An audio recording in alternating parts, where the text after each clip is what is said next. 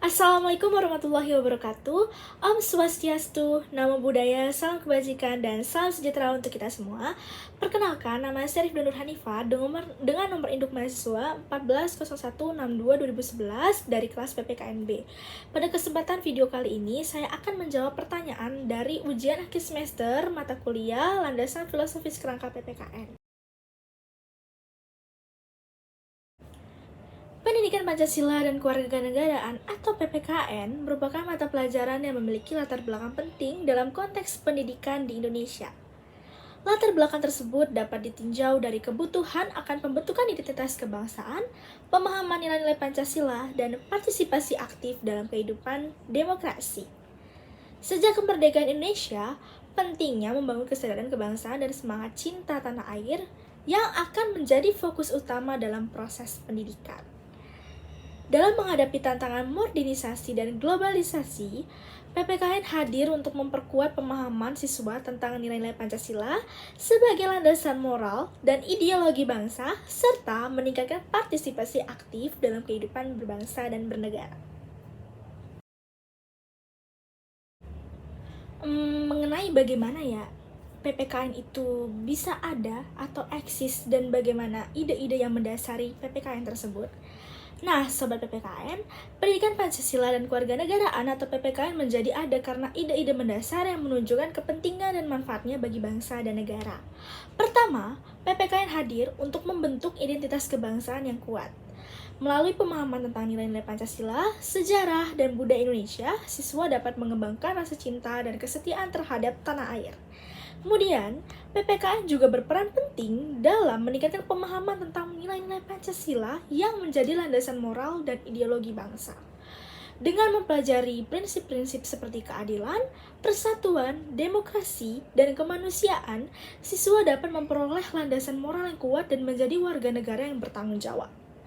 Selanjutnya, PPKN bertujuan juga untuk membentuk warga negara yang aktif. Melalui pemahaman tentang hak dan kewajiban sebagai warga negara, siswa dapat berpartisipasi secara aktif dalam kehidupan demokrasi dalam hal menjaga dan memperjuangkan kepentingan bersama serta membangun kesadaran akan pentingnya partisipasi politik. Nah, selanjutnya, PPKN juga berperan dalam mencegah dan melawan radikalisme dengan mengajarkan nilai-nilai Pancasila yang inklusif dan mengedepankan prinsip-prinsip demokrasi, keadilan, dan toleransi. Kemudian yang terakhir, PPKN mempersiapkan siswa menghadapi tantangan global dengan mempelajari sebuah isu-isu global seperti hak manusia, perdamaian, lingkungan hidup, dan kerjasama internasional. Dengan adanya PPKN, diharapkan generasi muda atau generasi muda yang akan mencerahkan masa depan bangsa dapat menjadi warga negara yang sadar, bertanggung jawab, dan memiliki kontribusi positif dalam membangun bangsa dan masyarakat yang adil, demokrasi, dan berkelanjutan. Nah, selanjutnya itu masalah apa ya yang dapat diselesaikan oleh pendidikan Pancasila dan Kewarganegaraan atau PPKN? Nah, Sobat PPKN itu mencoba untuk menyelesaikan sejumlah masalah yang relevan dalam konteks bangsa dan bernegara. Jadi yang pertama itu PPKN berusaha untuk mengatasi kelemahan pemahaman dan apresiasi terhadap nilai-nilai Pancasila serta identitas kebangsaan. Nah, dalam kondisi ini, di mana modernisasi dan globalisasi dapat mengancam eksistensi nilai-nilai tradisional. Nah, disinilah Sobat PPKN sangat berperan penting dalam memperkuat pemahaman dan penghargaan terhadap nilai-nilai Pancasila sebagai landasan moral, etika, ideologi, bangsa. Selanjutnya, PPKN juga berusaha untuk menangani ketidakaktifan kewarganegaraan di kalangan masyarakat. Melalui pembelajaran tentang hak dan kewajiban, sebagai warga negara, PPKN mendorong partisipasi aktif dalam kehidupan demokrasi, membangun kesadaran akan pentingnya kontribusi individu dalam memajukan bangsa, serta memperkuat ikatan sosial dan kebersamaan dalam masyarakat. Nah, selanjutnya, PPKN juga berperan dalam menangani isu-isu yang berkelanjutan seperti radikalisme dan ekstremisme. Nah, dengan memperkenalkan nilai-nilai Pancasila yang inklusif, PPKN dapat membantu mencegah pemahaman sempit yang dapat mendorong atau mengarahkan pada sikap radikal dan ekstrem nih teman-teman. Nah, PPKN itu mendorong pemahaman yang luas tentang toleransi dan kerjasama sebagai upaya untuk membangun masyarakat yang harmonis dan damai. Nah, kemudian PPKN juga telah mempersiapkan generasi muda untuk menjadi warga negara yang sadar dalam berperan menangani tantangan global nih teman-teman, seperti perubahan iklim atau konflik internasional. Nah, melalui pendekatan holistik dan komprehensif, PPKN berupaya untuk mengatasi berbagai masalah yang terkait dengan pemahaman nilai-nilai Pancasila, kewarganegaraan aktif, radikalisme, dan tantangan global. Gunanya untuk apa sih teman-teman? Nah, gunanya itu untuk membangun masyarakat yang harmonis, inklusif, dan berkeadilan. Seperti itu peran penting PPKN dalam menghadapi masalah-masalah atau isu-isu yang berkelanjutan. Selanjutnya itu, bagaimana sih cara terbaik untuk mengetahui penyelesaian masalah yang diajukan itu bisa bermanfaat oleh PPKN? Nah, untuk memastikan bahwa PPKN dapat memberikan manfaat dalam menyelesaikan masalah yang diajukan, ada beberapa cara terbaik nih teman-teman yang dapat kita lakukan untuk mengimplementasikan pengajaran PPKN. Jadi yang pertama itu yaitu pendekatan interaktif. PPKN sebaiknya menggunakan pendekatan interaktif dalam pembelajaran.